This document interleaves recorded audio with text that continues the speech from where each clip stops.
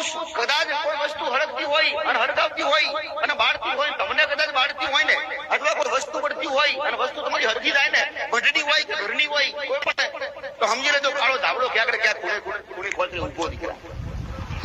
ઈ કાળો ધાબળો, ઈ કાળા ધાબળો તમારાથી એવી તેવી દુશ્મની છે, એવી છે, ઈ તમારી વસ્તુ હળગાવતી હોય. એટલે ઈ મસાણી મેરડી જો કદાચ તમારી માં વચ્ચે પડી ના હોય ને, તો મસાણી મેરડી તમને ઉભા હરગાઈ નાખે દીકરા. પણ રક્ષણ કરતી હોય તો તમારી માં રક્ષણ કરતી હોય. કોઈ આવું કહેતા નહીં તમારો ખુરદો હતી તમારી બેટીની માતા હોપડતી નહીં અરજી, તમારી અરજી હોપડતી નથી, પણ તમને બસાવતી હોય તો તમારો ખુરદો થાપાની માતા દીકરા. આવી મસાણી મેરડી કદાચ હરગાવવાની, અરે રે ઉભા હરગાવનારી માતા પગ નજર કરે ને તો મારીને મોણા મને ભસ્મ કરી નાખે.